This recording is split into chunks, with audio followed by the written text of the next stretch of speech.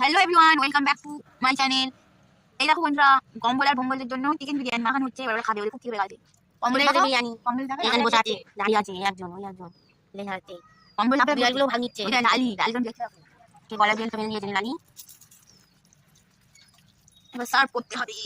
এটা হচ্ছে কম্বল ভম্বলের ফুড ব্লগ। ফুড ব্লগ সে তাদের করে খাবে।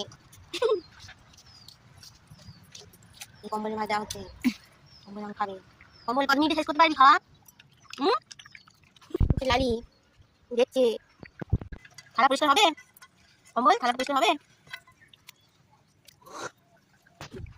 এক্সট্রা বিরিয়ানি যা হলো